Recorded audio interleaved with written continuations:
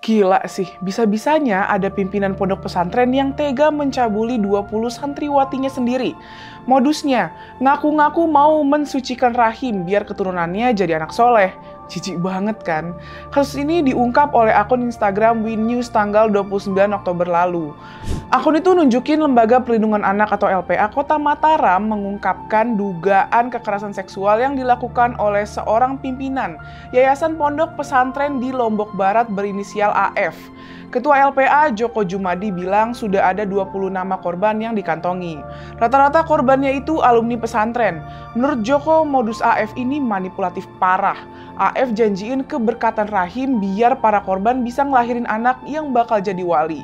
Yang diduga mengalami persetubuhan sekitar 10 orang, sisanya mengalami pencabulan.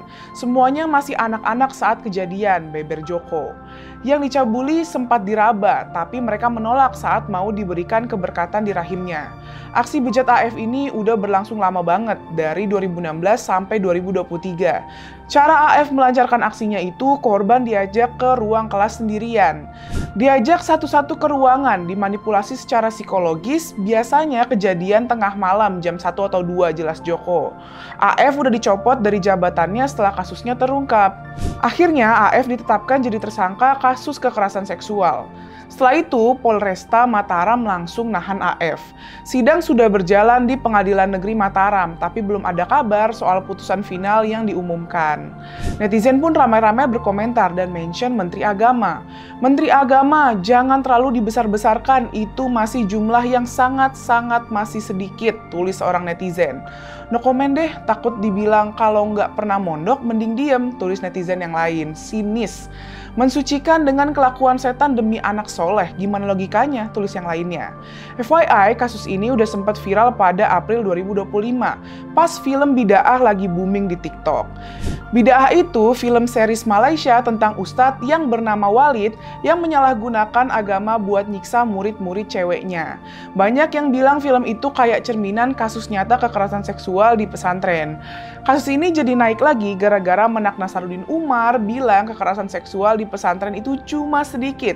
Terlihat besar gara-gara dibesar-besarkan oleh media. Pernyataan Menak pun dikritik banyak pihak. Menak dianggap tutup mata atas banyaknya kasus kekerasan seksual di pesantren selama 5 tahun terakhir. Salah satu yang mengkritik keras adalah Guru Gembul. Bayangin ya, setiap 2 hari sekali ada satu kasus kekerasan seksual di pesantren. Masa dibilang sedikit, ucap Guru Gembul gemas. Guru Gembul juga bawa data dari Jaringan Pemantau Pendidikan Indonesia atau JPPI. Dalam 6 bulan pertama tahun 2025 aja ada 130 laporan kekerasan seksual di pesantren. Itu bukan angka kecil, Pak. Dan masih banyak kasus yang nggak diliput media lanjutnya.